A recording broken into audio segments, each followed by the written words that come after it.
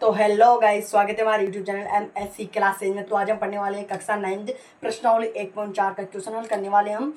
तीसरा क्वेश्चन हल करने वाले। पिछले वीडियो में मैंने बता दिया था एक प्रश्न और दूसरा प्रश्न। तो तीसरा प्रश्न आपके क्या कह रहा है? तीसरा प्रश्न कोई मेन इंपॉर्टेंट प्रश्न नहीं है। तीसरा प्रश्न सिंपल, पेपर में ज़्यादा कर नहीं आता है। तीसरा प्रश्न दे रखा है आपको। याद होगा कि पाई एक वृत्त की परिधि है। मान लीजिए पाई को परिधि की माना है, सी माना है और व्यास लीजिए कि अनुपात को परिभाषित कीजिए। पहले आप जब परिधि किसे कहते हैं, ये मैंने गोल आकार लिया। इस जो साइड के किनारे होते हैं, ये जो साइड की ये गोल चक्री है, उसको क्या कहते हैं? हम परिधि कहते हैं, या फिर झिल्ली भी कहते हैं। झिल्ली किसमें कहते हैं? इसको साइंस में कहते हैं झिल्ली। तो इसको क्या कहते हैं? परिधि कहते हैं। अर्थात पाई बराबर क्या है? पाई बराबर परिधि बटा व्यास है। परिधि बटा व्यास है। क्वेश्चन पढ़ो। मान लीजिए डी के अनुपात से परिभाषित किया, अर्थात पाई बराबर सी बटे डी। इस कथन को अंतर विरोध करता प्रतीक होता है। क्या यह अंतर विरोध हो रहा है? क्या देखते हैं अभी अंतर विरोध हो रहा है क्या? देखते हैं अभी, क्वेश्चन हल करते हैं। क्या यह अंतर विरोध हो रहा है क्या? थर्ड क्वेश्चन है हमारा। पाई बराबर क्या है? सी बटे डी। पाई क्या है? एक अपरिमेय संख्या। ये संख्या भी क्या है? एक। ये भी संख्या क्या है? अपरिमेय संख्या है। अपरिमेय संख्या। ये भी अपरिमेय संख्या है। सी बटे डी भी क्या है? एक अपरिमेय संख्या। तो इसके अंदर कोई क्या नहीं हो रहा? अंतर विरोध नहीं हो रहा। यहाँ पर क्या पूछ रहा है? अंतर विरोध करता प्रतीक होता है। क्या यह प्रतीक अंतर विरोध हो रहा है क्या? हम यहाँ पर लिख सकते हैं, यह प्रतीक अंत विरोध नहीं हो रहा है। ये क्या हो गया? हाँ सर, बस इतना सा किए। पाई बराबर सी बटे डी। पाई क्या है? एक अपरिमेय संख्या है। सी बटे डी भी क्या है? एक अपरिमेय संख्या है। तो यह प्रतीक अंतर विरोध नहीं हो रहा है। यह प्रतीक क्या नहीं हो रहा? अंतर विरोध नहीं हो रहा, क्योंकि यहाँ पर दोनों क्या आएगी? अपरिमेय संख्या की। तो क्या नहीं हो रहा है यहाँ पर? अंतर विरोध नहीं हो रहा है। नोट कर लो गाइस, समझ आएगा गाइस, तो नोट कर लो। तो गाइस नेक्स्ट क्वेश्चन हमारा, संख्या रेखा पर निरूपित करना है। किसको? अंडर रूट 9.3 को। संख्या रेखा पर किसको निरूपित करना है? अंडर रूट 9.3 को हमको संख्या रेखा पर निरूपित करना है। तो संख्या रेखा पर निरूपित कैसे करेंगे? पहले हम यहाँ पर क्या खींचेंगे? एक संख्या रेखा खींचेंगे। इसके लिए क्या चाहिए हमको? एक स्केल चाहिए। क्या चाहिए? स्केल चाहिए। तो यहाँ पर क्या खींचना है हमको? एक संख्या रेखा खींचना है। संख्या रेखा खींच दी मैंने, सॉरी, ये क्या खींच दी मैंने? एक संख्या रेखा खींच दी। क्या खींच दी मैंने? एक संख्या रेखा खींची। संख्या रेखा पर किसको निरूपित करना है? अंडर रूट 9.3 को निरूपित करना है। अंडर रूट 5 को हम निरूपित ऐसे भी कर सकते हैं। अंडर रूट 9.3 को हमको निरूपित करना है। अंडर रूट 9.3 को निरूपित करना है तो पहले हमको लेना है एक प्रकार लेना है। क्या लेना है? प्रकार लेना है। प्रकार को हम पेंसिल ले लेना है गाइस। बड़ी प्रकार नहीं है गाइस मेरे पास। पेंसिल को ऐसे नोक को ऐसे बराबर कर लेना है। ऐसे बराबर कर लेना है। ये करता हूँ गैस में बराबर, ये बराबर होगी। तो इसको बिगाड़ना नहीं है, मान इसको यहाँ पर रखना है तो बराबर होगी। तो इसका आधा, इसके जो ये दे रखा है, इसको हम क्या करेंगे? कटस करेंगे। तो इसका हमको क्या लेना है? आधा लेना है। तो इसका आधा से ज़्यादा लेना है, ना कि आधा लेना है। तो आधा से ज़्यादा ले लो यहाँ पर। ये आधा से ज़्यादा तो यहाँ पर हुआ, तो आधा से ज़्यादा ले लिया। तो यहाँ पर क्या खींचेंगे? एक, ये क्या हो गया यहाँ पर हमारा? यहाँ पर खींचेंगे हम एक, वो बनाएंगे चाप काटेंगे। क्या काटेंगे? एक चाप काटेंगे। तो चाप हमारा कहाँ पर कट रहा है? यहाँ पर चाप कट रहा है। कहाँ पर? यहाँ पर चाप कट रहा है हमारा। चाप यहाँ पर कट रहा है। और इधर वाला चाप देखते हैं। इधर वाला मान को बिगाड़ना नहीं है, मान यहाँ पर रखना है। तो इधर वाला चाप काटो। इधर वाला चाप हमारा यहाँ कट रहा है। कहाँ कट रहा है? यहाँ पर। तो इसको बढ़ाओ तो मान यहाँ पर कट गया ना, तो यहाँ पर हो गया। तो इधर भी यही मान काटना है, इधर भी यही काटना है। काटो, काट दिया। इधर भी यही काटो, एक काट दिया। ये मैंने काट दिया। तो यहाँ पर मान के इसके सामने सामने होना चाहिए। यदि आपके यह सामने होगा तो आपका क्वेश्चन सही होगा। तो देखते हैं स्केल से नापते हैं। स्केल कहाँ है? तो ये स्केल। तो स्केल को इन चापों को क्या कर देना है? माप देना है। ये डॉट डॉट डॉट तो करो या मत करो, डॉट डॉट, ठीक है। तो ये क्या हुआ? हमारा माप हुआ। अब जो आपके ये दे रखा है, क्या दे रखा है आपके, जो ये दे रहा है उसके अंदर बीच पॉइंट कौन सा है, इसके अंदर दिख रहा है कि बीच का पॉइंट कौन सा है, ये वाला बीच का पॉइंट है। यानी कि इधर का मान भी समान है और इधर का मान भी क्या है, समान है। दोनों का मान समान, इधर की रेखा का मान समान है और इधर की रेखा का भी मान समान है। तो इसको गैस बिगड़ गया ना मान, दोबारा से लिख दो।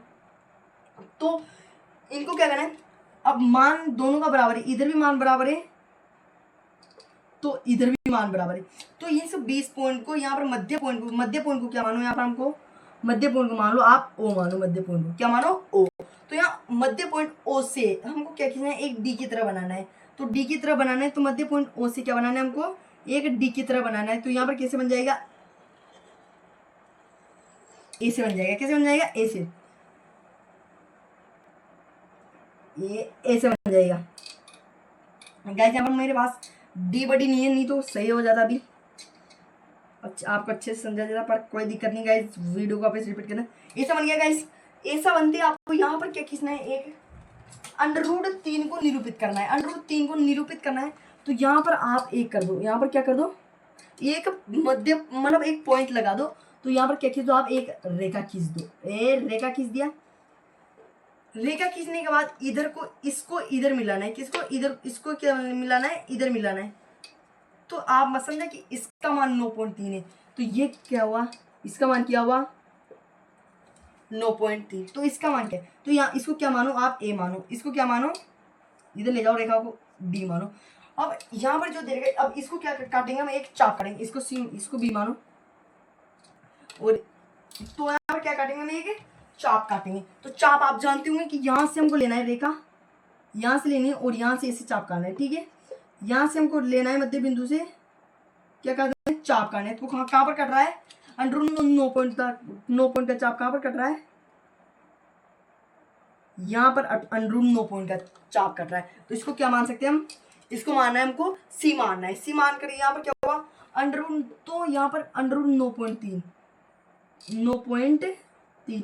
तो इस ए से डी तक पूरी रेखा का मान कितना है 9.3। पूरी रेखा का मान कितना है 9.3। फिर बी का मान कितना हुआ, बी का मान है कितना हुआ, तो यहाँ पर हमको बी का मान मानना है 1। मान लिया बी का मान 1, तो यहाँ पर √9.3 दे रखा है, तो बी का मान 1 माना। तो यहाँ पर क्या हुआ, क्वेश्चन को हमको हल करना है।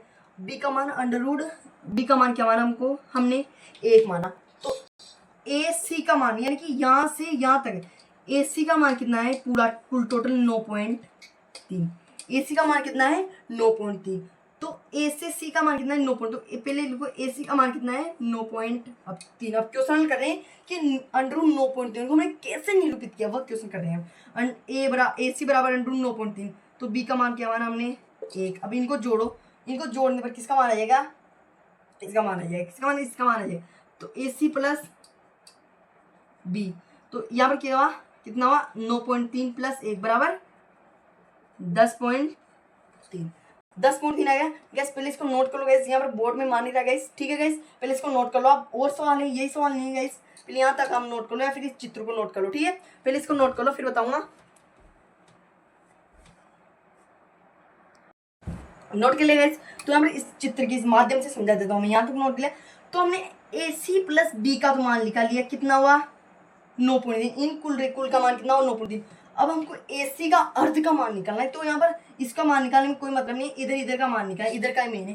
तो यहाँ पर BC का मान आ गया, बी का मान निकाल लिया, AC का मान निकाल लिया। तो यहाँ पर किसका मान निकालेंगे, OB का।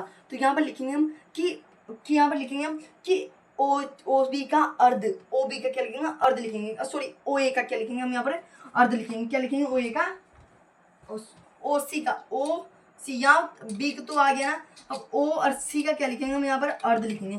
तो OC का अर्ध, OC का अर्ध। तो यहाँ पर 10.3 में से किसका भाग दे देना है, अर्ध का मतलब 2 का भाग देना है। तो 2 यहाँ पर 2 का भाग, 2 का अर्ध। तो OC, तो AC में किसका भाग देना है, AC में किसका भाग देना है 2 का। तो AC का मान कितना है, कुल टोटल AC का मान, अब यहाँ पर मैंने कहा था 9.3। अब यहाँ पर कुल टोटल कितना हो गया 10.3।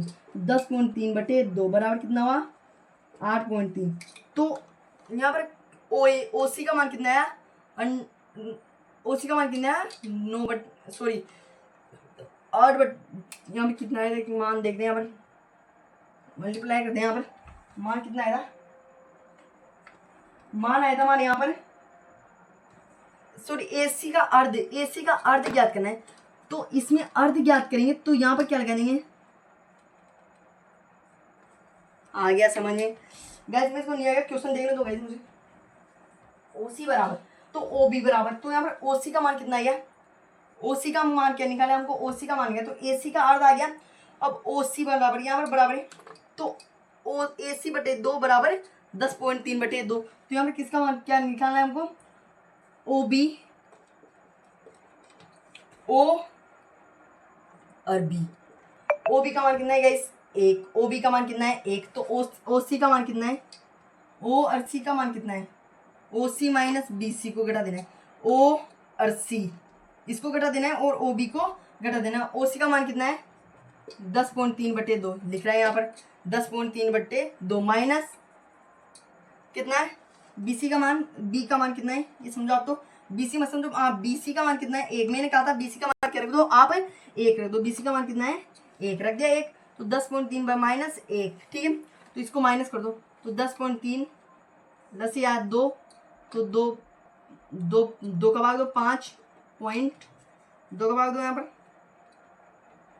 अरे यार क्या हो गया यहाँ पर, 2 का भाग दे लो 10 पॉइंट घटाएंगे ना 10.3 माइनस 2, आगे समझे 10.3 8 बटे 3 बटे 2, ये क्या आ गया हमारा, किसका मान आ गया ये हमारा, ये आ गया हमारा OB का मान, किसका मान आ गया गाइस, OB का मान आ गया। इतने से सवाल है, ये बहुत बड़ा सवाल है गाइस, ये पेपर में आ सकता है, ये सवाल क्या क्या आ सकता है पेपर में आ सकता है गाइस। यहाँ पर मेरे सवाल नहीं मारा गाइस, पहले आप इसको नोट कर लो गाइस। अब यहाँ पर हमको क्या निकालना है, अब यहाँ हमने सवाल हल कर दिया, अब अंडर 9.3 को क्या कहेंगे निरूपित करेंगे, अंडर 9.3 कैसे है उसको देखेंगे गाइस, पहले इसको नोट कर लो। तो गाइस यहाँ पर हम किसका सूत्र याद रखना है, पाइथागोरस का चित्र, सॉरी पाइथागोरस का सूत्र याद रखना है, तो अंडर 9.3 पाइथ का सूत्र है कर्ण का स्क्वायर बराबर लंब का स्क्वायर प्लस लंब का स्क्वायर प्लस आधार का स्क्वायर, तो कर्ण का स्क्वायर कितना है, कर्ण का हमको क्या निकालना है, इसका निकालता हो तो BD, तो B और D, इसको यहाँ पर D मान दो, तो B और D BD, ठीक है, BD क्या है एक आधार है, तो किसका मान निकालना है हमें यहाँ पर BD का मान निकालना, सबका मान निकाले तो किसका मान निकालेंगे हम BD का मान निकालेंगे, तो बराबर OC का स्क्वायर, पाइथागोरस का सूत्र लग रहा हूँ, OC का स्क्वायर प्लस OB का स्क्वायर आएगा शायद, OB का स्क्वायर, OC का स्क्वायर कितना था मैंने बताया था 10.3 बटे 2 का होल स्क्वायर माइनस 8.3 बटे 2 का होल स्क्वायर, तो इसका क्या है एक फॉर्मूला है, इसका क्या है एक फॉर्मूला है, फॉर्मूला कौन सा है मैं बताता हूँ आपको, बुक में बता दूँ, इसका क्या है एक फॉर्मूला है, तो 10.3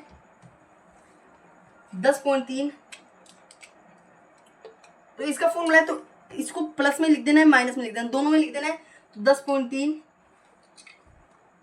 10.3 बटे 2 माइनस 8.3 प्लस लगा दो पहले, इसको लिख लिया, अब किस में लिखना है माइनस में, तो 10.3 बटे 2 प्लस 8.3 बटे 2, ठीक है, माइनस आएगा कर लिया। अब इसको भाग दो, यहाँ पर कितना हुआ 4 सॉरी 2 आया, तो 10.3 प्लस 8.3 बराबर कितना हुआ 18.6 बटे, तो अब यहाँ पर इधर कितना हुआ 2 आया, 10.3 माइनस 8.3 इंटू का चिन्ह लग रहा है, तो 8.3 कितना हुआ यहाँ पर 10 में से 8 गया, तो ये 10 में से 8 गया तो कितना हुआ 2, तो 2.3 से 3 आया, 3 से 3 कटी गया तो 2 बटे 2, 3 से 3 कटी गया यहाँ पर, तो कितना हुआ 2 बटे 2, तो इसको यहाँ कोई दिक्कत नहीं आप कर देता हूँ, तो ये आ गया, तो 2 से 2 कट, 2 से 18.6 कितनी बार कट रहा है 9.3, ये क्या हुआ हमारा आंसर, अंडर रूट 9 हमको इस तरह निरूपित किया, किस तरह की निरूपित है इस तरह निरूपित किया, तो यह हमारा सवाल होता हुआ नोट कर लो गाइस इसको। तो गाइस नेक्स्ट सवाल है हमारा, हरों का परिमीकरण ज्ञात करना है। हरों का क्या करना है? परिमीकरण। लास्ट वाले इस प्रश्नावली का हरों का परिमीकरण ज्ञात करना है। तो 1/√7 मैंने उदाहरण वाली वीडियो में बता दिया था आपको पहले। तो हरों का क्या करना है? फर्स्ट वाला करेंगे 1/√7, इसको क्या ले जाना है? ऊपर ले जाना है। तो √7/√7, तो √7/7 ये क्या हुआ हमारा? हाँ समझ में आएगा। √7 यानी कि √7 इंटू 7 को हम निकालेंगे, 7 को निकालेंगे तो कितना आएगा? 7 आ जाएगा। तो सेकंड वाला देखते हैं, 1/√7 माइनस √6 दे रखा है। तो इसको क्या करना है? ऊपर ले जाते ही क्या हो जाएगा? चिन्ह में परिवर्तन हो जाएगा। यदि एक संख्या दे रही को चिन्ह में परिवर्तन नहीं हुआ, ऊपर ले जाते ही क्या हो जाएगा? इसके अंदर चिन्ह में परिवर्तन हो जाएगा। तो 7 प्लस माइनस है तो प्लस में हो जाएगा, तो 6 इधर भी प्लस में हो जाएगा, प्लस √6। तो बराबर करो √7 प्लस √6/7 को निकालेंगे कितना हुआ? 7। 6 को माइनस का 3 बराबर कितना हुआ? √7 प्लस √6 बराबर कितना हुआ? 5। ये क्या हुआ हमारा? आंसर। गाइस यहाँ पर मान ही रहा गाइस, पहले इसको नोट कर लो गाइस, फिर थर्ड और फोर्थ क्वेश्चन पढ़ेंगे। पहले इसको नोट कर लो। तो गाइस और नेक्स्ट थर्ड वाला क्वेश्चन है हमारा। फर्स्ट कर लिया, फर्स्ट का टिक लगा दो, सेकंड में कर लिया। अब थर्ड वाला है हमारा 1/√5 प्लस √2 को परिमीकरण ज्ञात करना है। तो यहाँ पर प्लस का पहले यहाँ पर किसका दे रखा था? माइनस का दे रखा था। तो यहाँ पर किसका ऊपर जाते क्या हो जाएगा? माइनस का, चिन्ह में परिवर्तन हो जाएगा। 2/√5 माइनस √2 बराबर √5 माइनस √2 बटे, यहाँ पर ये कॉमन लिया तो 5 माइनस 2 बराबर कितना हुआ? √5 माइनस √2/3। ये क्या हुआ हमारा? गाइस सिंपल सा सवाल है। मैंने पिछले वीडियो में आपको बता दिया था कि उदाहरण वाला वीडियो देखो, उसके अंदर आपको ये समझ में आएगा। यदि आपको ऐसे करना है परिमीकरण, इस प्रकार हम ज्ञात कर सकते हैं। ठीक है। फोर्थ वाला दे रखा हमारा 1/√7 माइनस 2। अब यहाँ पर माइनस का दे रखा तो ऊपर जाते किसका हो जाएगा? प्लस का हो जाएगा। हमेशा प्लस का ही होता है ऊपर जाते। √7 प्लस 2 7 प्लस 2, तो करो √7 प्लस 2 बराबर √7 7। अब ये नीचे तो क्या होगा? मल्टीप्लाई होगा। क्या होगा? मल्टीप्लाई होगा। तो इन -4 आगे समझे। तो √7 प्लस 2 बटा 7 में 4 ये तो 3। ये क्या हुआ हमारा? आंसर। नोट कर लो गाइस। तो गाइस हमारी इसी प्रकार 1.4 प्रश्न और समाप्त होती हुई गाइस। तो वीडियो अच्छा लगा हो तो वीडियो को लाइक एंड चैनल को सब्सक्राइब जरूर करना गाइस। वीडियो अच्छा लगा हो तो वीडियो को लाइक करो और अच्छे से अच्छे जो आपको समझ नहीं आया मुझे कमेंट करो, और ये बच्चों को ये वीडियो शेयर करो गाइस। थैंक यू एंड धन्यवाद। वीडियो को लाइक एंड चैनल सब्सक्राइब।